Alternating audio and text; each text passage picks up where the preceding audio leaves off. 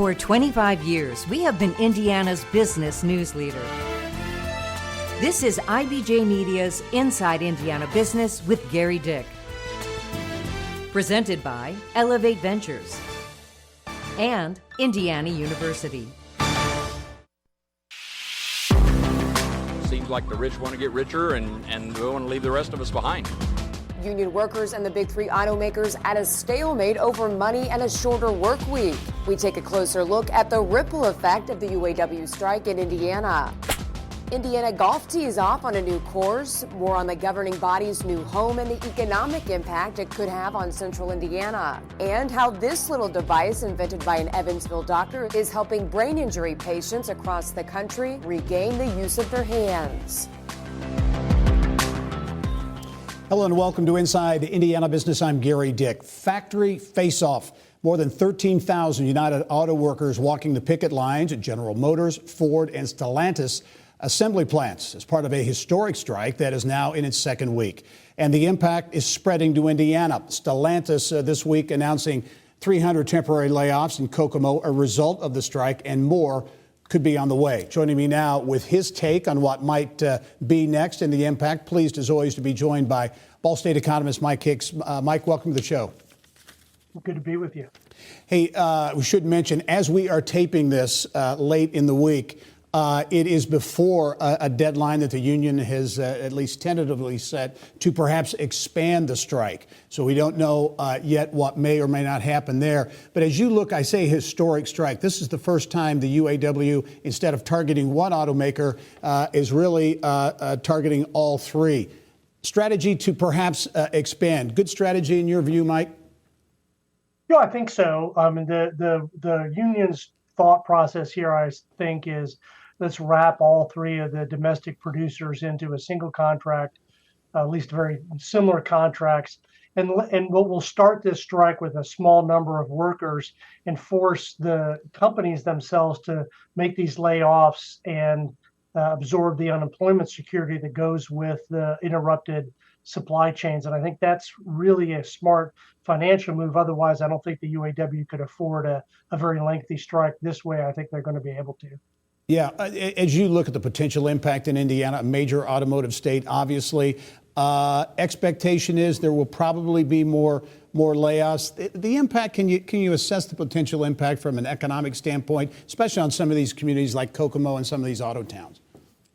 Right. It's going to be very acute in those places that have a lot of UAW members and a lot of suppliers to domestic. So, Fort Wayne, Kokomo, South Bend are going to feel a lot of this.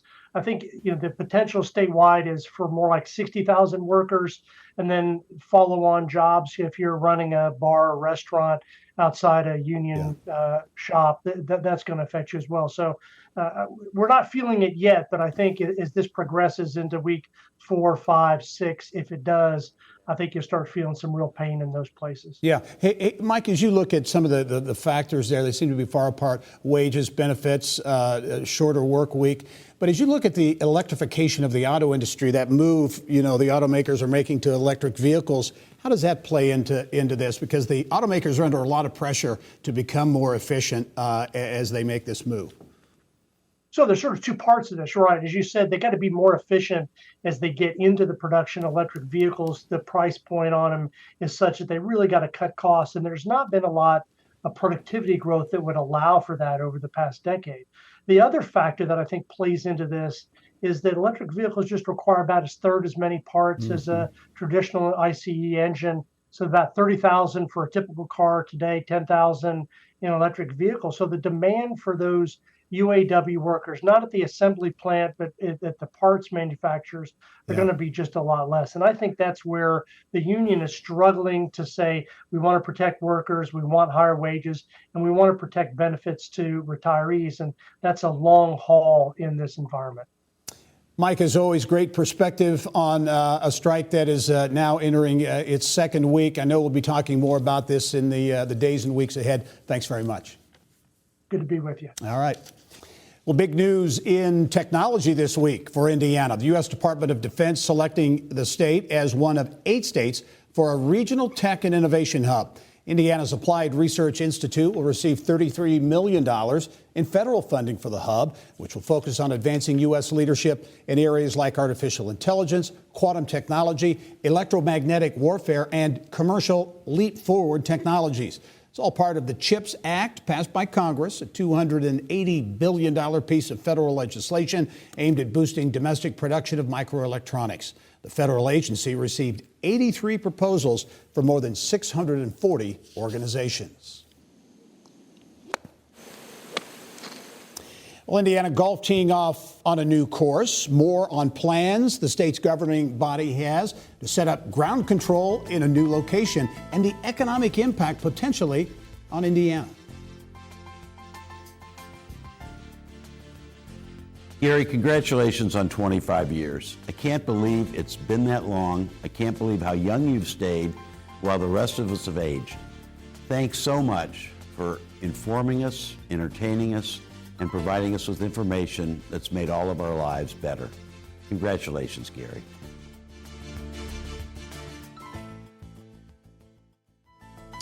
Well, the hits keep coming for Indianapolis International Airport, honored yet again with a prestigious J.D. Power Award. Indianapolis International ranking tops for best customer satisfaction among medium-sized airports in North America. The sixth time the airport has received the recognition.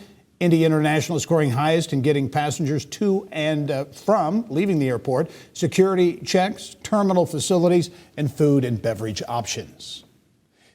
New leadership at the Indiana Chamber of Commerce. The chamber selecting the first woman to lead the organization in its 100-year history. Vanessa Green Senders is a former senior government affairs executive at Fortune 100 company Charter Communications and the American Hotel and Lodging Association.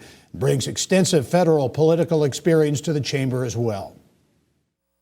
Every business wakes up thinking about workforce, talent, how do I attract, retain, support, all of that. And so I think the chamber has done obviously a lot in that area as such an important advocacy organization for the state. But I think there's always more that we can be doing. We can think about new ideas. I think that the future economy and the exciting things happening in Indiana around life sciences, fintech, advanced manufacturing, innovation, the research and kind of investment from the universities. It's just, I think we have so much good stuff going on. Sanders officially takes over as Indiana Chamber CEO January 5th, succeeding Kevin Brinegar, who has led the state's largest business advocacy group for 20 years. Well, the Greater Indianapolis Chamber of Commerce also has new leadership. The Indy Chamber naming Matt Mendrum as its next CEO. Mendrum is known around Indy after serving in marketing positions at the Indianapolis Motor Speedway, Eli Lilly and Company, and Butler University. He is a graduate of IU's Jacobs School of Music and has an MBA from Harvard Business School. He begins his new role December 1. Golf. It has seen a major resurgence since the pandemic, young and old alike hitting the links. And Indiana Golf is striking while the iron's hot, announcing plans for a new headquarters. Mary Rachel Redmond has the latest from Lawrence. Mary Rachel. Well, Gary, this may just be a sign in the ground right now, but come 2025, this exact spot will be the official new headquarters for Indiana Golf right here at Fort Harrison State Park at the Fort Golf Resort. We looked at several sites, but we landed here at the Fort for a number of reasons. The central location is fantastic for us. It's a Pete Dye design, and having the Pete and Alice Dye Indiana Golf Center here fits very well. It's a public facility and a good public facility. So a lot of those things kind of led us to the decision that, this makes total sense. The Pete and Alice Dye Indiana Golf Center will include the Indiana Golf Hall of Fame, Indiana Golf offices, and a new teaching academy. A headquarters building could be about 13,000 square feet. A couple thousand square feet will be dedicated to the Indiana Golf Hall of Fame. And we're really excited because the new Hall of Fame's really going to tell the story, the history of Indiana golf. Our old Hall of Fame had trophy cases and a lot of trophies and plaques and things. This is going to be much more interactive, and it's going to walk people through, who influenced the game in Indiana and what impact they had and who won what championship and what golf has meant to the state. And perhaps no two people gave more to the game of golf in Indiana and around the globe than Pete and Alice Dye, the first family of golf course architecture, a fitting namesake for Indiana Golf's new HQ. The Dyes have given to the state of Indiana a lot of golf, and golf has given back to us just tremendously. So this is really special to have, the Indiana Golf Association Learning Center and base here being named after Mom and Dad, Pete and Alice Dye. So it's just absolutely really special, especially out here at the Fort, which is one of Dad's great golf courses, always open to the public. And it's not just a new headquarters. Indiana Golf also announcing a $6.5 million capital campaign. We are $4.3 million to our goals so far, so we're off to a fantastic start. We're excited about that. The bulk of the campaign, it's going to be the Pete and Alice Dye Indiana Golf Center, which will be the headquarters for all things Indiana golf. The other phases to the campaign are one is a pretty substantial scholarship program. We're in 330 elementary schools statewide, offering first tee programming. We want to give those kids that are really showing an interest an opportunity to take it to the next level. And perhaps a perfect example of Indiana Golf's impact is Esther Etherington. I started in the first tee program when I was little. First tee started everything. It was the foundation for golf. It led me to high school golf and college golf. And now as a first tee scholar, a national scholar, and as a coach, it's very full circle. And it's just the foundation of golf in Indiana, giving back to kids. I just think it's an opportunity for us to continue to introduce the game to people that didn't know we were here or didn't know they could play. And continue to grow that. From COVID, we're kind of riding that wave right now, and I think that we need to capitalize on that. So the more we can do right now to get golf clubs in people's hands and make sure people know that they have an opportunity to play, I think it's critical for future. Again, golf continues to drive big bucks into the Indiana economy, an already $2 billion industry, and it appears the game is poised to continue to keep growing here in the Hoosier State. Gary, back to you. It is a challenge. It's a tough league, but I think that's good for women's basketball, and it's good for us. Well, from the links to the hardwood and a brand recharge for the Horizon League. The league unveiling a new logo and vision at its Basketball Media Day this week, highlighting 4 major pillars: major cities, major experiences, major moves, and major impact. Nearly 3,000 Division I athletes compete in the Horizon League, including those at IUPUI and Purdue Fort Wayne. The 2024 Horizon League men's and women's basketball championships will be held in Indianapolis at Indiana Farmers Coliseum next March. Well, a respected tech pioneer with roots reaching from the East Coast to the Deep South to Indiana is my guest on this week's Business and Beyond podcast, Christian Anderson. He's been a fixture on the Hoosier tech scene since graduating from Anderson University in the 90s. Born in New York, raised in Conway, Arkansas, he eventually landed in Indiana, making his mark in Indianapolis as one of the founding partners of venture capital firm High Alpha, among others. His insight on how Nashville, Tennessee has parlayed its country music image into an economic driver and what Indianapolis could do to cash in the same way. They took this thing that they were already famous for, but not necessarily in a positive light, and embraced it, like unapologetically. When I look at Indy and I think, what's our country music? Like what's the corollary? What's the equivalent? You don't have to look too hard to figure out what it is. It's motorsports. It's a remarkable asset that I still believe is radically underleveraged. I think it should be a part of every discussion we have in the city. Really interesting conversation with an interesting guy, Christian Anderson. Much more with the co-founder at High Alpha and some other startups in Indianapolis. On the next Business and Beyond podcast, you can find it at InsideIndianaBusiness.com.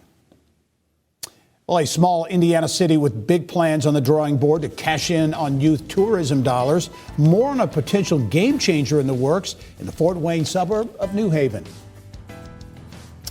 And in this week's IBJ, an entire issue focused on artificial intelligence, what AI means for the workforce, education, the arts, and more. Plus, find out how companies, including IBJ Media, are using AI.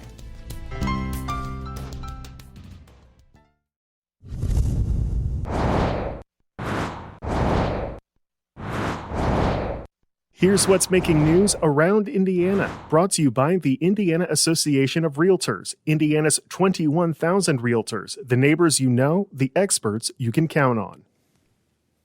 Well, a small city outside of Fort Wayne swinging for the fences to cash in on youth sports tourism dollars. New Haven city leaders moving ahead with plans to build a massive athletic complex there. The Fields of Grace project includes a field house for basketball, volleyball, and pickleball, and 8 outdoor fields for baseball and soccer. The new complex expected to generate about $50 million for the New Haven area economy. The needle hasn't really moved forward for population growth in the city of Delphi for more than a century, but that could change soon. Construction beginning on a new $12 million downtown apartment complex. Delphi Mayor Anita Whirling says it's due in part to many recent improvements made in the Carroll County seat. This is another major step along those lines of transformations that have occurred, and it will spark other development. Well, a big player in storing and delivering seed to farmers looking to plant roots in Anderson. The name of the company not yet known, but developers say the $30 million facility could bring more than 40 jobs and generate more than $3.5 million in tax revenues over the next decade. Gamblers appear to be less inclined to roll the dice in Indiana. Betting at casinos across the state down more than 5.5% in August. That's the 6th straight month of decline. Indiana casinos raked in nearly $2.5 billion in revenue last year, which added about $700 million in tax dollars. And it's a mixed bag for sports betting in the state. Numbers improved in August over July, but are still down year to year. New made in Indiana technology to help stroke and spinal cord injury patients regain function in their hands. How it works and the Evansville neurologist behind this major breakthrough. It's coming up. Well, nominations are now open for IBJ's 16th annual CFO of the Year Awards. If your CFO deserves to be named CFO of the Year, make sure you send your nominations by September 29th to ibj.com/nominations.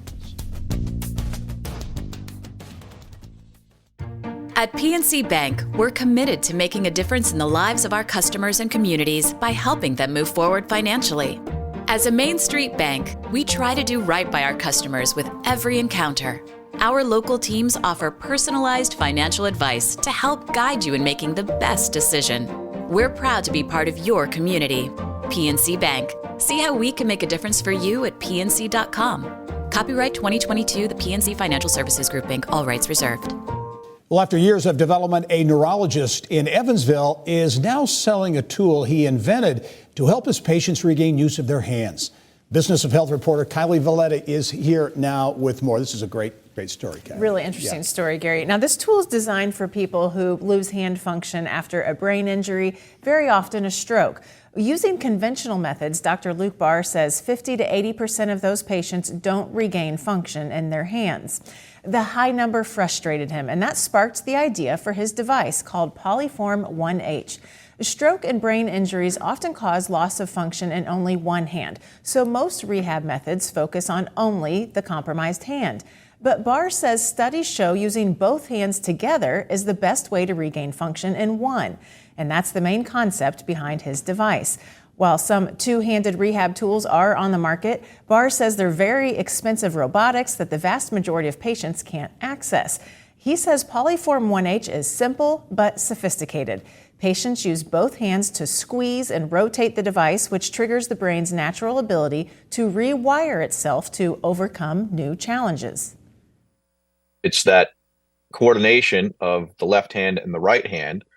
And because our brain is crisscrossed, the right side of our brain controls our left hand and our left side of our brain controls our right hand. So to coordinate the two together, both sides of the brain have to be activated in coordination.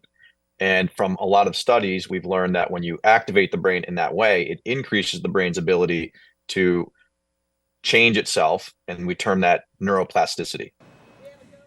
Now, Barr says his idea hit a wall when several manufacturers told him it was impossible to produce the device affordably. That led him to Indianapolis-based Catalyst, a product development firm, which he says was a game changer. He's currently selling his first batch of devices and hoping to produce a second batch soon. An Israeli-based pharmaceutical and nuclear medicine manufacturing company will open its first U.S. facility in Hamilton County. Isotopia Molecular Imaging picked Westfield for its U.S. operation. The company plans to invest $20 million and create up to 50 jobs by the end of 2027. The plant will be used to produce a radioactive medical isotope used in pharmaceuticals for targeted cancer treatment. Renowned Purdue University scientist Dr. Philip Lau using a $1.4 million grant to continue research involving a drug therapy used to fight drug-resistant strains of malaria. Lau conducting clinical trials to validate previous results of the drug imatinib. Lau wants to eventually submit the therapy for approval from the U.S. Food and Drug Administration. If that happens, it would be his 5th FDA approval. Kylie, back to Luke Barr, the neurologist Yes. in Evansville. I think a great part of that story, the resources that he used to make that happen around the state, including Evansville. Yeah, he said, I'm a neurologist. What do I know about injection molding? Right. So he worked with USI's Applied Research Lab. They made his first few prototypes. Of course, he worked with Catalyst, who really brought him from point A to Z to where he is now. And now he's also looking at IU Stone Family Center in Evansville to help him conduct some studies. So he's sampled help from all over the state, but right there in Evansville, too. That's good stuff. Thanks very much, Kylie. Yep.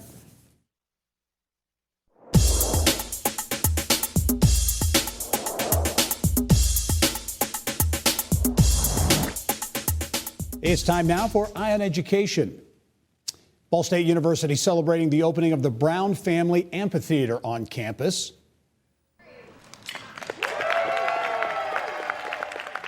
That amphitheater made possible by a $3 million donation from alums Charles Brown and his wife, Dr. Louise Tetrick. Construction on the outdoor performance venue and gathering space began in 2022. I share this with all of you tonight because this facility serves as an embodiment of our goals, a testament to the power of individuals and organizations coming together to create a versatile, adaptive space that prioritizes collaboration. This space not only enriches our campus, but also fosters stronger ties with our local and regional communities. Brown and Tetrick also previously made a big contribution toward Ball State's on-campus planetarium, which is the largest planetarium in the state. Well, that's all the time we have for this week's edition of Inside Indiana Business. Thanks for joining us. I'm Gary Dick. Go out and make it a successful week. Thank you for listening to the Inside Indiana Business Television podcast. Remember, you can get the latest business news from every corner of the state at InsideIndianaBusiness.com. I'm Gary Dick. Go out and make it a successful week.